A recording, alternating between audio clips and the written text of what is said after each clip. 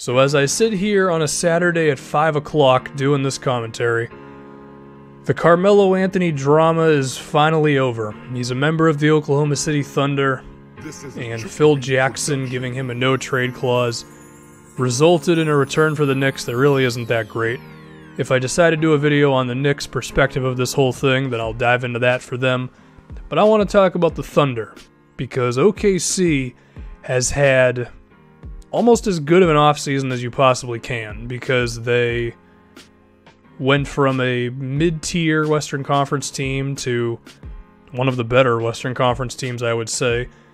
And not only that, by acquiring Paul George and Carmelo Anthony, they actually didn't kill their contract situation, because Paul George is on a shorter deal than Oladipo is, and Melo is on basically the same deal as Enes Kanter was, who is one of the guys moving.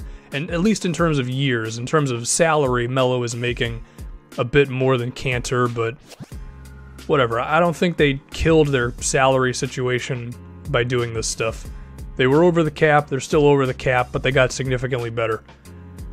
Now let's just talk about the Thunder as a basketball team. How is this all going to work? I assume the starting lineup is going to be Russell Westbrook, Andre Robertson, Paul George, Carmelo Anthony, Steven Adams. And immediately, I look at Westbrook as still the primary ball handler of this team. He's going to be the guy who is in pick and rolls with Steven Adams and pick and pops with Carmelo Anthony if Melo's down to set screens and all that, which he should be. I don't see Paul George setting as many screens. And Westbrook is still going to be the dude attacking the defense inside, and then when opposing team chooses to condense on that, he's got Paul George to kick out to, he's got Carmelo Anthony to kick out to. He's also got Patrick Patterson, Alex Abrinas off the bench. Raymond Felton is at least good enough at attacking on closeouts, so even if you provide help off of him when he's in the game, if he and Westbrook are playing together. So there's a lot of good things here.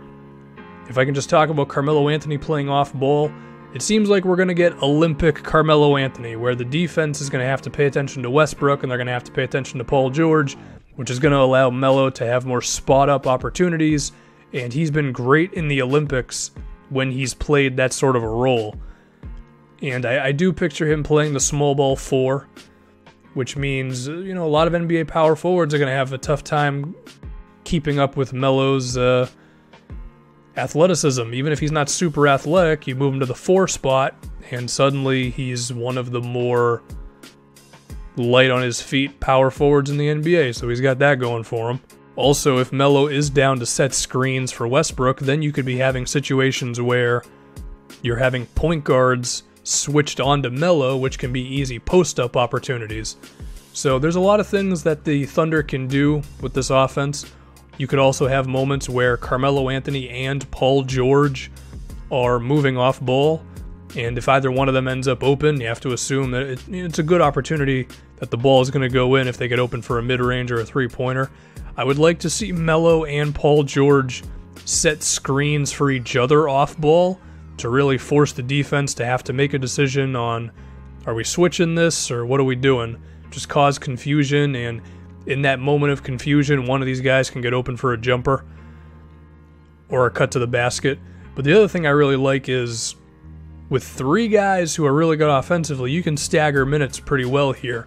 I could picture Paul George coming out of the game 7 minutes into the first quarter, and then you have him playing with the second unit, because while Paul George is of course not as good of a creator as Westbrook is, he's still pretty good. He's averaged 4 assists a game. He can beat guys off the dribble. Then you have him with the bench lineup, and you could have a lineup where Paul George is out there with Raymond Felton, who's at least okay as a backup point, and Patrick Patterson, who's a good three-point shooter, and Alex Abrinas, who's a good shooter. And suddenly you got something going on here. Or you could have Melo roll with the bench. You could have Westbrook roll with the bench. I don't know what the lineup is going to end up being, but I have to assume one of these guys is going to be in the game at all times. So that's good. From a defensive standpoint, while Carmelo Anthony is nothing crazy defensively, he has some switch ability. So between shooting guards, small forwards, and power forwards, you could do something there. Or if you didn't want to get super switchy, you could actually hide Melo pretty well, because what you could do is, between the shooting guard, small forward, and power forward positions, you have Robertson defend the best player on the other team in those situations. You have Paul George defend the second best guy, and then you have Carmelo Anthony defend the third best guy, because, like, I think Robertson could survive on power forwards because he's a pretty strong dude. I think Paul George could defend power forwards as well. I think Melo could defend shooting guards. You see what I'm getting at here. Now, if we can see how these guys match up against the rest of the Western Conference, I mean, against the Warriors, the two best players of that series are still on Golden State, them being Steph Curry and Kevin Durant. If we look at the Rockets, between James Harden and Chris Paul, I would say, personally, I would put Harden above Westbrook, but they're pretty close. I would say Westbrook is better than Chris Paul. If we're looking at the Spurs, I would put Kawhi above Westbrook, but it's not like too far away is what I'm getting at with these, at least for the Rockets and the Spurs. The Warriors are still the best team in the league, and that's just what it is. But yeah, I think OKC is right in there with the Spurs and the Rockets for being the second, third, and fourth teams in the Western Conference.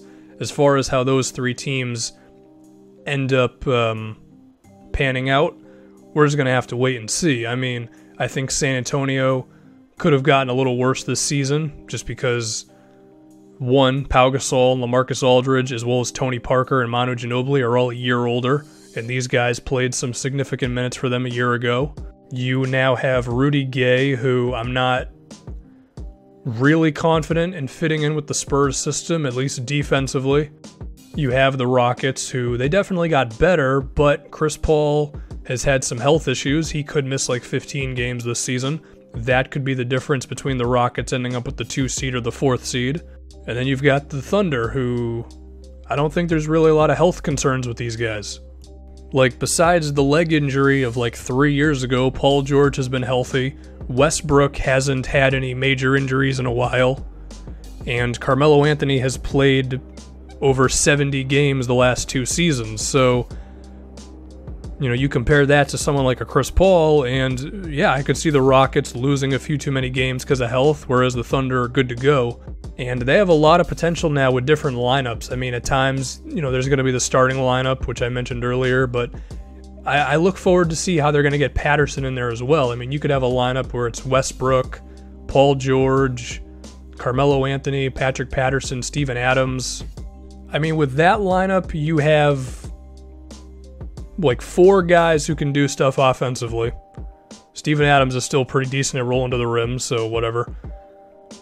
And then defensively, I mean, you're still going to have to make up for Melo and Westbrook, but between Paul George, Patterson, and Steven Adams, that's a really good trio of defensive players. So, do I think this makes OKC like the second best team in the West? Their second unit is still a little bit of a scare, because while Felton is okay, he's not anything compared to like Eric Gordon of Houston. San Antonio always does a great job with their second units.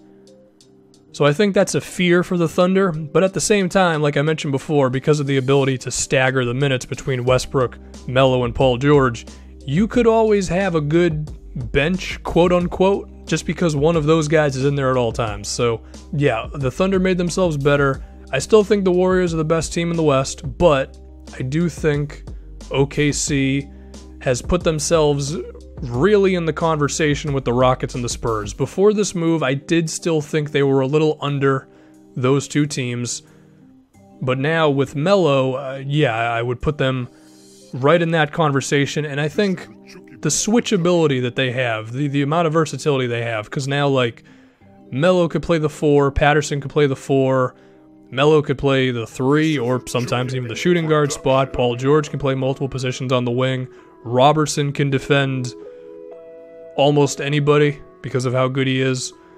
So there's a lot of options with this team, and that's good. And we get to see Carmelo Anthony not have to be the number 1 dude, because at 2 years old he is right now. He's just not that guy anymore. I'm excited to see the Thunder.